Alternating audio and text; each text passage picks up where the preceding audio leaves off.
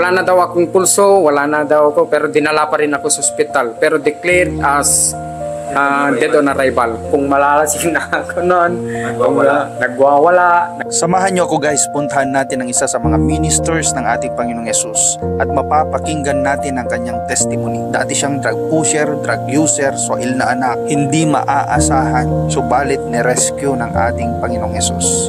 At ngayon ginagamit para sa kapurihan ng kanyang pangalan. Kaya tapusin mo itong bidyong ito at tunghayan natin ang buhay ni Kuya Melvin Tadena.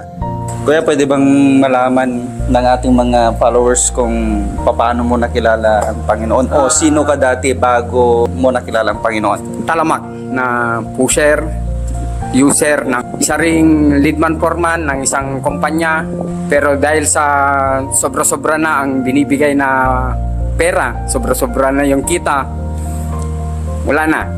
Napabayaan ko ng pamilya ko. Hindi ko na alam kung paano ko sisimulan yung talagang buhay ko, kung gumulo talaga. Noong March 2023, nawalan na po ako ng trabaho dahil sa kadahilan ng maraming nagawa na natuklasan ng ating kumpanya.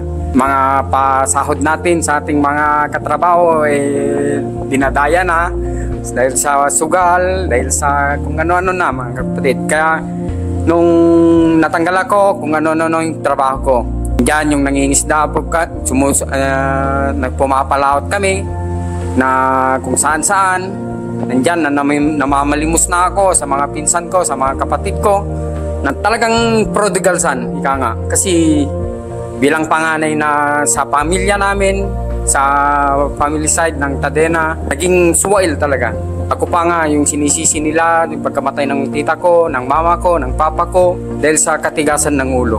Paano mo nakilala ang Panginoon? Sinong nag-introduce sa iyo o sinong ginamit ni Lord para makilala mo siya? Ang ginamit po ng ating Panginoon na tayo mapalapit sa Kanya is yung panganay kong anak na si Tricia. Isa pong KKB leaders ng GIL Ballesteros.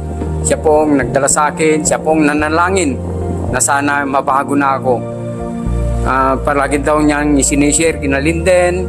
Kaya nga nung pumunta ako rito sa Tugigaraw, dalhin mo ako sa pinakamalapit na JIL. At dinala po ako kina Linden sa JIL Bagay. Doon na po nag-umpisa na nagpatuloy tayo na nabago yung buhay natin. Basta yung panalangin ko palagi na hugasan ako, na yung Psalm 51 po, doon ko binulay-bulay yon at humingi ng tawad talaga sa may kapal. Tapos yung promise niya na hindi na niya ako iiwan, hindi ako pababayaan dito.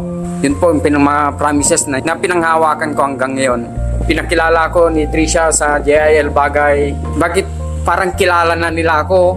Bakit parang anggaan ng feelings ko? Ng parang yung pagyakap nila sa akin ay parang yakap ng totoong anak ng Diyos, na yung espiritu ng Diyos ay nandun. Pag-apak ko pa lang sa entrada na yon, sa gate nila, sabi ko, Lord, di na ako bibitaw. Ano mang mangyari. Oo nga pala, kuya, saglit lang. Di ba nabito mo sa akin yung tungkol sa na-cardiac arrest ka? Opo. Ano nangyari yan? Pwede bang bale, ang story po ng pastor ay wala na daw akong pulso, wala na daw ako, pero dinala pa rin ako sa ospital. Pero declared as dead on arrival. Kasi DOA na po talaga. So, sabi ng mga kapatid ko daw noon, nag-iyakan na sila. Ang sabi daw ng doktor, dalhin na sa morgue, pero yung embalmer po, hindi po ako agad ginalaw. 24 hours daw po. At bigla na lang ako nagising na bakit natalakuban na ako ng puting tela, na bakit saan ako. Nakumutan ka na. Opo. Kaya nga po, sobrang kabutihan ng Panginoon. September, nakulong na po tayo sa Sanchez Mira, sa may marina doon. Hindi naman sa nakulong pastor, pero yung dinitain parang doon ikap, nagtrabaho tayo. So walang kita, walang ano. Kaya sobrang ko na noon, nagbalak na nga akong mawa ng sulat na talagang kitling ko ng buhay. Walang komunikasyon sa aking mga anak, 2023. Pag-uwi ko doon ng gabi ng December 25, sakto pa namang na-demon possess po yung bunso ko. So, wala na. Wala na akong, Lord, kunin mo na ako. Ayaw ko nang mabuhay muli. Pero parang may bulong na patuloy ka. Nandito lang ako, handa kitang yakapin. Doon na po, nag-umpisa na akong Bible ko na Ilocano, nag-umpisan ko ng nagbasa-basa, lumuhod, umiyak. Kaya nabasa ko yung Psalm 51. Doon, nag-repent na ako. Tapos sabi ko, Lord, bigyan mo ako ng isa pang pagkakataon na magkaroon ng hanap buhay malayo dito sa amin. January 1, nung nagaya po yung si Auntie Alet na magluto sa kanila, sabi ng kapitan, punta ka na lang doon sa Vargas. Nag-oo agad ako, hindi ako nagkatubili na talagang umiwas na talaga. Awa ng Diyos, Pastor, nung nagpa-baptize po ako nung June 29, sabi ko yung mga gamot ko, 6 na klase po yun mga kapatid, sabay ko na ilubog sa tubig na ito. Hindi ako magtetik kasi pinanghawakan ko po yung salita niya, the by stripe ay gumaling na po yung aking karamdaman, ang lahat ng aking sakit at karamdaman. So wala na akong maintenance hanggang ngayon, isang taon na may na tayo rito. Lord to God, buhay na buhay po. Anong ministry mo ngayon, kuya? Bale, tribe leader po ng District 3 po ng Jesus is Lord Main po, Tugigaraw. Nasa worship ministry pa tayo, praise and worship ministry. Hindi na natin ginagamit sa video kaya ng ating boses. Sobrang napakabuti po ng ating Panginoon. Mga galit, poot, wala na po sa akin. Nung April nga, ang akala ko hindi ko makayang humingi ng tawad. Do alam ko na medyo mabigat ang mga nangyari noon. Nung kung malalasing na ako noon, nagwawala, nag-aamong. Kaya nga po, yun ang... So talagang grabe yung ginawa ng kaaway sa buhay? Grabe po. Grabe po yung nasa kadiliman tayo, Pastor. Anumang pagsubok, anumang ginagawa ng kaaway sa atin, hindi tayo bibitaw. Hindi tayo dapat bibitaw sa presensya ng ating Panginoon. Anong masasabi mo dun sa mga followers natin na mayroong kagaya ng kwento mo na drug addict din na sinasabi nila? Ito po. Napakahirap magbago. Opo. Pero mga ganun, di ba? Pero anong advice mo, Kuya? Sabi ko, hindi na ako magbabago. Hindi. Hanggat nga bubuhay ako. Yun pong nasa isip ko noon, mga kapatid. Pero glory to God, nung nangyari ang bagyo, huwag na nating hintayin na may mangyaring bagyo.